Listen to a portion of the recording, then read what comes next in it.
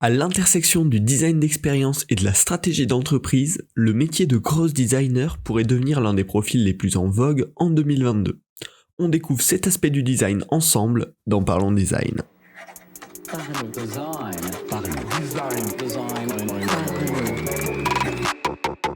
La saison 5 de Parlons Design est propulsée par ZKKOS Theory, le site des product designers.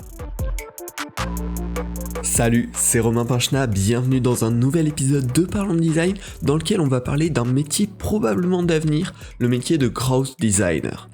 C'est un terme qui est né fin 2019 à peu près, ça fait un petit moment que ça traîne, qu'on en parlote rapidement, mais ça a vraiment pris de l'importance en 2021, notamment grâce au case study du site growth.design justement, qui ont été extrêmement repartagés parce que hyper intéressant, hyper bien réalisé et justement mettez en accent ce côté du design qui est basé finalement sur le fait de faire fonctionner une entreprise aussi derrière, même si bien sûr, bien évidemment, on sert l'utilisateur, si l'entreprise ne subsiste pas, si elle continue pas à vivre, si elle génère pas d'argent, le produit, le service va disparaître et on aura finalement desservi l'utilisateur.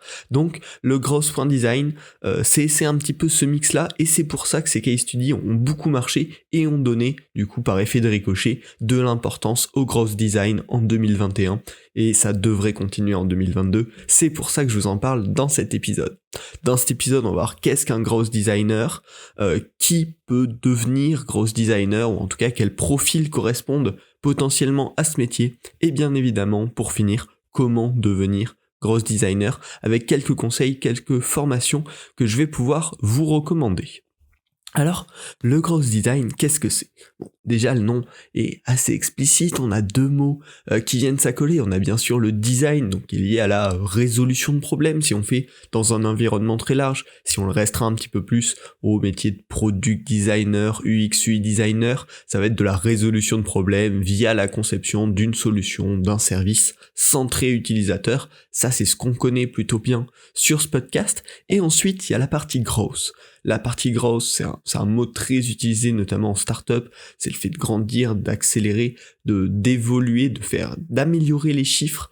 Il y a vraiment une grosse notion comme ça sur les chiffres, les statistiques, on va analyser les stats, les données pour voir si ça marche ou si ça ne marche pas, comment on peut continuer à faire grandir l'entreprise. Et donc, dans ce cadre-là, on pourrait le décrire un petit peu comme une méthode un petit peu scientifique, en tout cas tiré de ça où on va tester des choses pour améliorer derrière les résultats business d'une entreprise. Donc finalement, un growth designer, ça va être un designer qui construit des expériences scalables qui répondent aux enjeux business tout en s'assurant de satisfaire les clients.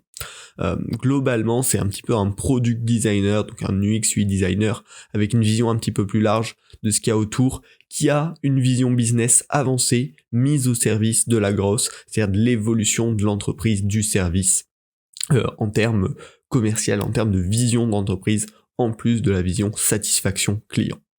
Alors, on voit déjà direct rapidement que c'est un profil qui semble hyper large, en plus c'est un profil plutôt start-up. Alors quels sont les skills d'un growth designer ? Ça va vraiment être justement ce profil doté de compétences variées et d'une vision large. Dans un précédent épisode de Parlons Design, on parlait justement de cette différenciation entre les profils hyper spécialisés qu'on peut avoir dans le design, un UX researcher, un UX writer par exemple. Et bien là, c'est tout le contraire. Ça va être un profil qui sait un petit peu tout faire, alors qu'il n'y a pas une hyper spécialisation dans un domaine, mais qui sait un petit peu toucher à tout, avec notamment 3 domaines. Premier, le design d'expérience.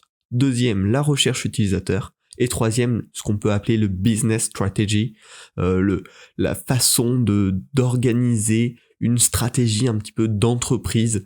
Alors c'est assez vague, mais on va rentrer dedans un petit peu plus en détail.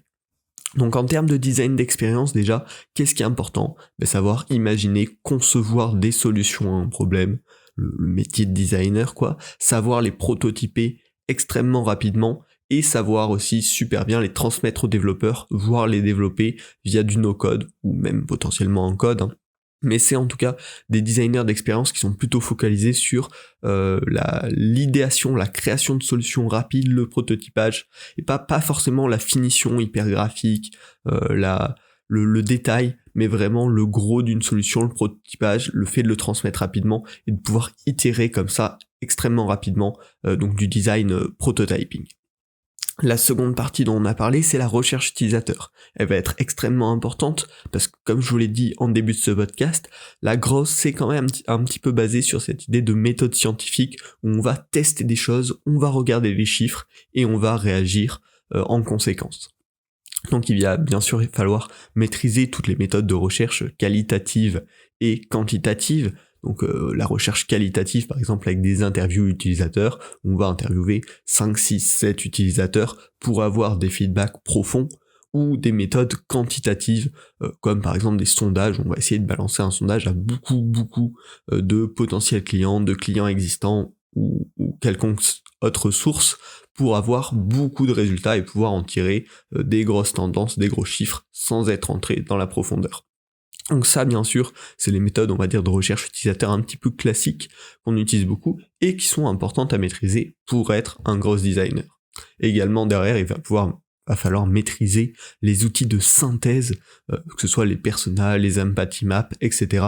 Tout ce qui permet en fait d'avoir un document de synthèse qui résume les apprentissages d'une recherche utilisateur effectuée. Mais surtout, le point important en termes de recherche utilisateur qui concerne énormément un gros designer, c'est ce qu'on appelle les A/B tests. Les A/B tests, c'est relativement simple comme concept, mais surtout extrêmement intéressant.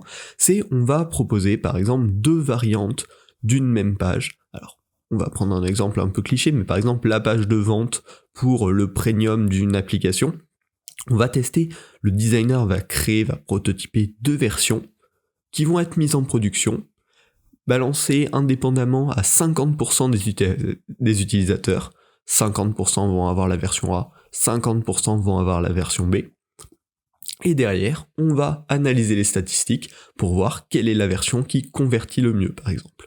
Et quand on va voir que sur 10 000 utilisateurs, sur la version A, 15% sont passés au premium, et sur 10 000 utilisateurs sur la version B, seulement 10% sont passés au premium, ben on va en déterminer que la version A convertit mieux, et du coup, on va garder la version A. C'est ce principe-là, les A/B tests, on peut l'effectuer avec 2 hypothèses, mais on peut aussi potentiellement l'effectuer avec 3 ou 4 hypothèses, et c'est vraiment une partie clé du métier de gros designer, parce que c'est une des stratégies qui va être mise en place de manière extrêmement régulière pour tester tout type de choses. Là on parle d'une page de vente, mais ça peut être pareil pour la page d'inscription, pour un flow spécifique dans une application, enfin ça peut être utilisé pour tout, pour itérer rapidement et en fait vraiment trouver ce qui correspond le mieux aux utilisateurs. Alors là on a parlé de conversion vers un service premium, mais ça peut être juste comment on simplifie ce process là, on va comparer 2 process, on va voir celui qui prend le moins de temps, et puis on va garder celui qui prend le moins de temps à l'utilisateur. Donc c'est un process hyper utilisé en gros design, qui peut être intéressant dans plein d'autres métiers design, mais qui là est vraiment très clé et super intéressant. Je vous donnerai plein de ressources en fin de ce podcast pour vous former un petit peu aux A/B tests comme ça. Et enfin, la dernière partie des skills d'un gros designer, c'est ce qu'on appelle la business strategy, donc savoir comprendre déjà une vision produit long terme, savoir potentiellement l'établir ou en tout cas participer à sa création, comprendre tout ce qui est les success metrics de l'entreprise, l'utilisation de KPI, d'indicateurs clés, vraiment la partie plus analytique, direction, long terme, objectif, roadmap potentiellement, donc voilà, tout ce qui va concerner en fait la stratégie de l'entreprise.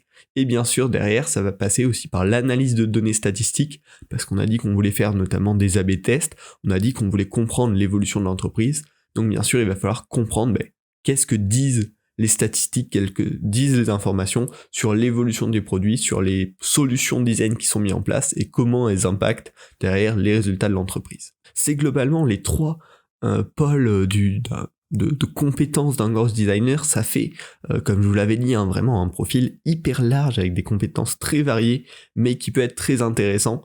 Donc tout le monde ne peut pas devenir gros designer. Je pense qu'en fonction de votre profil, en fonction de vos affinités, vous voyez déjà si c'est un métier qui peut vous plaire ou pas. Mais globalement, je vous ai préparé un petit récap pour qu'on se mette tous d'accord. Est-ce que c'est fait pour vous ou pas vraiment? Alors déjà, quels sont les prérequis pour devenir gros designer? Bon, déjà, faut une mentalité un petit peu de problem solving, qui est vraiment la mentalité, on va dire, design, un petit peu de trouver des solutions à tout ce qui vous passe sous la main. Il faut avoir des bonnes compétences en design d'interface, pareil, orienté solution, hein. Là, c'est pas l'aspect graphique qui va compter, ou en tout cas, de manière plus secondaire, mais vraiment savoir établir des solutions, proposer des propositions d'interface qui derrière en plus vont être testées. Et c'est toujours intéressant d'avoir des bases en recherche utilisateur traditionnelles, on va dire, quand on veut se lancer dans le growth design. Mais derrière, il va falloir développer les nouvelles compétences. Tout ce qu'on a parlé, business stratégie, A/B test, etc. Donc là, c'est un truc qui peut vous plaire. Déjà, si vous êtes intéressé par le développement d'une entreprise, par le développement côté business, si c'est quelque chose qui vous motive, que vous voulez cultiver, le métier de growth designer est complètement fait pour vous. Si les chiffres et les statistiques également ne vous font pas peur, c'est peut-être un métier qui peut bien matcher, parce que là, il va falloir un petit peu mettre les mains dans le cambouis et comprendre qu'est-ce qui se passe, comprendre qu'est-ce que disent les analytics, réussir à déjouer aussi les pièges, on va dire, des statistiques. Donc, c'est vraiment important que les chiffres ne vous fassent pas peur si vous voulez vous lancer dans le métier de growth designer. Et enfin, si vous êtes intéressé par la partie plutôt de design stratégique, on va construire une solution globale plutôt que des petites features, des petits morceaux comme ça, le growth design est plutôt fait pour vous, parce que tout ce qui va être réalisé par un growth designer va avoir derrière des enjeux stratégiques, donc ça peut être hyper important. Si c'est quelque chose qui vous tente, si vous voyez que vous correspondez un petit peu à ces critères-là, vous allez pouvoir vous orienter vers notamment beaucoup de startups qui cherchent des profils du genre, des petites entreprises aussi. C'est un petit peu similaire, startup et petites entreprises. C'est plus une question de format, mais voilà, ça peut bien marcher là. Et également, probablement dans des agences de design stratégique ou des startup studios. Les startup studios, c'est des agences qui travaillent que pour des startups, justement pour lancer un premier produit pour eux. Et du coup, là, du cross design, ça aurait absolument du sens. Voilà, globalement, c'est ce type de structure-là dans lesquelles vous allez pouvoir vous orienter si vous êtes growth designer. Désormais, si vous voulez devenir growth designer, je vous ai préparé quelques ressources qui vont vous aider à vous orienter vers cet aspect-là du design et vous former un petit peu plus à certains des points dont on a parlé. La première chose pour être growth designer, et ça il faut continuer à le travailler, à le perfectionner, c'est bien sûr les bases solides en design d'interface. C'est vraiment le socle, on va dire, du growth designer, donc c'est important de ne pas le négliger et de continuer à le travailler. La première chose que je vais vous recommander ensuite pour vous former, pour découvrir plus en détail le growth design, c'est justement d'aller lire les case studies de growth.design. Je vous en ai parlé tout au début de podcast, ça a vachement marché, c'est extrêmement intéressant. Ces case studies permettent vraiment bien de comprendre la façon d'analyser un produit dans l'état d'esprit growth design. Je vous mets des liens en description, mais en fait ça va être un super complément à ce podcast, déjà parce que ces articles sont hyper intéressants, et c'est vraiment cet état d'esprit un petit peu que je vous ai dépeint pendant cet épisode, donc ça devrait vous intéresser, ce sera une excellente base, un excellent lancement. Derrière, va falloir se former, comme je vous l'ai dit, à la business strategy, comprendre qu'est-ce que sont les métriques clés, la roadmap d'une entreprise, les contraintes, les enjeux qui guident des décisions stratégiques. Ça, c'est un petit peu dur de s'y former par soi-même, mais ça va plus être avec l'expérience que ça va pouvoir venir. C'est la partie en tout cas la plus dure à acquérir sur le court terme. Le second point, ça va être les A/B tests. Va falloir savoir concevoir, mettre en place, analyser un A/B test.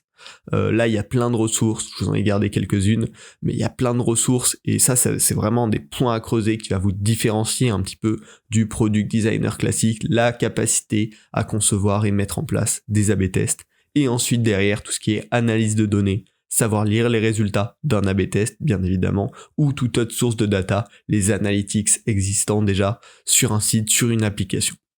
Comment vous allez pouvoir vous y former? Déjà pour l'A/B test, il y a plein de ressources en ligne. Une que j'ai trouvée hyper intéressante, hyper complète, en tout cas qui donne un bel aperçu, c'est sur le blog d'HubSpot. Je vous mets le lien en description, un article en anglais qui s'appelle How to do A/B testing et qui détaille bien tous les points, notamment les petites subtilités, on va dire statistiques à la fin, qui permettent de savoir à partir de quel moment on a eu assez de monde dans le test pour que les résultats soient significatifs ou non.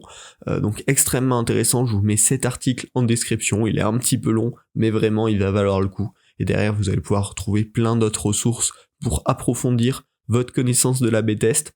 Va falloir également se former à l'analyse de données. Pour ça, ce que je vous recommande, c'est tout bête, mais c'est la Google Analytics Academy. Donc Google Analytics, vous connaissez, hein, c'est cet énorme outil d'analytics proposé par Google. Ils ont une partie Academy avec un cours gratuit qui permet de comprendre comment fonctionne Google Analytics, mais aussi un peu comment utiliser, comment analyser de la donnée. Alors là, c'est très basique, mais vous allez pouvoir ensuite, derrière, pareil, hein, en fait, une fois qu'on a ce premier pied dans le domaine, on peut beaucoup plus facilement creuser et découvrir les points qui nous intéressent. Donc c'est pour ça que je vous recommande cette formation. Et enfin, la dernière façon de se former au growth design, en fait, tout simplement, c'est de développer son propre produit ou de participer au développement d'un produit comme ça en ayant ces enjeux en main, parce que c'est ce que je vous racontais juste avant, hein, mais le business stratégie, c'est vraiment difficile de l'apprendre autrement qu'en le faisant. Et donc là, en travaillant sur un produit qui vous est propre ou avec d'autres personnes, vous allez pouvoir mettre en place toutes ces techniques, comprendre comment ça marche dans le monde réel et comment ça s'applique. Donc c'est là qu'il y aura une grosse valeur et que vous allez vraiment pouvoir vous différencier en termes de growth design. Voilà, j'espère que ce podcast vous a plu. Le profil de growth designer, hein, il me semble super intéressant à développer. C'est du très concret pour permettre au business de fonctionner tout en satisfaisant les clients. Et en plus, c'est quelque chose qui est... alors sous la forme de growth designer ou non, hein, mais de plus en plus utilisé même dans les grosses entreprises, notamment les A/B tests. Je vous en ai beaucoup parlé, mais c'est utilisé massivement chez Netflix, massivement chez Twitter, donc c'est pas que chez les petites startups. Donc même si c'est pas en tant que growth designer, ces compétences-là vous seront utiles, vous ajouteront un atout. Donc si c'est quelque chose qui correspond à votre profil, qui correspond à vos envies, n'hésitez pas à creuser le sujet. Les ressources dont je vous ai parlé sont bien sûr en description. Si ce podcast vous a plu, abonnez-vous, comme ça on se retrouve toutes les semaines. Et si vous en voulez plus, si vous voulez plus de ressources sur le design, je vous invite également à vous abonner à Partageons Design, soit par email, soit via Feedly, un lecteur de flux RSS. C'est un blog plus ou moins sur lequel je partage un petit peu tous les jours. Dès que je trouve une ressource hyper intéressante en design, je vous la partage, comme ça vous la recevez directement, soit dans votre boîte mail, soit dans Feedly. Et ça vous permet d'avoir un petit peu plus de contenu design sélectionné à la main. Normalement, si vous écoutez ce podcast, ce que je trouve intéressant sur internet peut également vous plaire, donc n'hésitez pas, c'est bien sûr gratuit. Et puis voilà, on se retrouve la semaine prochaine pour un nouvel épisode de Parlons Design. Salut.